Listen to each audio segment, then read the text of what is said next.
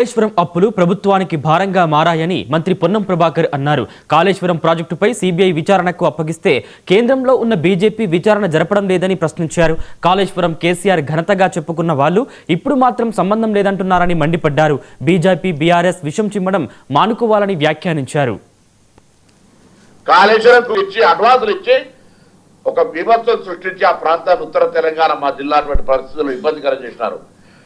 ఈరోజు వాళ్ళు ఏమంటున్నారు, కాళేశ్వరం ఆనాడు కోదాడకైనా ఖమ్మంకైనా పెద్దపల్లికైనా ఎక్కడికైనా కాళేశ్వరం నీళ్లు మొదటి మీకే వస్తున్నాయని హరీష్ రావు గారు స్టేట్మెంట్ 10 జాగలు ఇచ్చినటువంటి పరిస్థితి.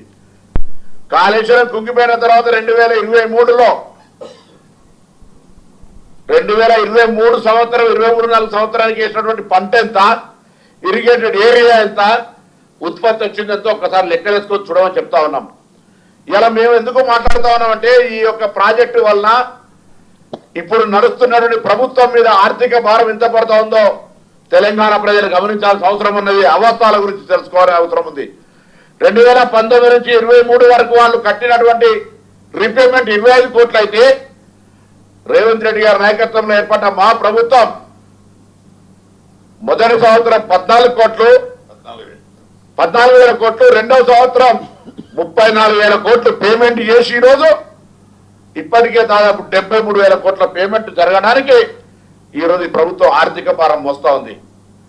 ఆనాడు Bharatiya Janata party ATM Kaleshwaram ATM అన్నారు. కాంగ్రెస్ పార్టీ కుమ్ముకైతే సిబిఐ ఎందుకు డిమాండ్ చేస్తారు, ఎంక్వైరీ ఎత్తలేరన్నారు.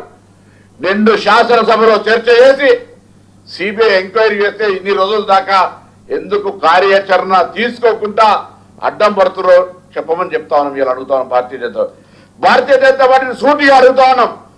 తెలంగాణ రాష్ట్ర ప్రభుత్వం ఈ కాళేశ్వర ప్రాజెక్టుకు సంబంధించిన అంశం మీద సిబిఐ విచారణకు మేము తీర్మానం చేసి రాష్ట్ర ప్రభుత్వం నుంచి లేఖ రాసినాం.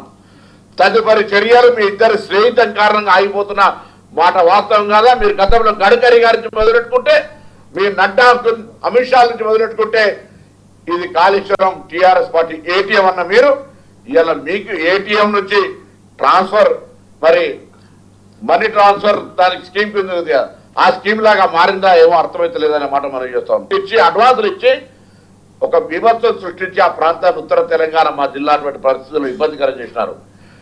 ఈరోజు వాళ్ళు ఏమంటున్నారు, కాళేశ్వరం ఆనాడు కోదాడకైనా ఖమ్మంకైనా పెద్దపల్లికైనా ఎక్కడికైనా కాళేశ్వరం నీళ్లు మొదటి మీకే వస్తున్నాయని హరీష్ రావు గారు స్టేట్మెంట్ 10 జాగలు ఇచ్చినటువంటి పరిస్థితి. కాళేశ్వరం కుంగిపోయిన తర్వాత 2023లో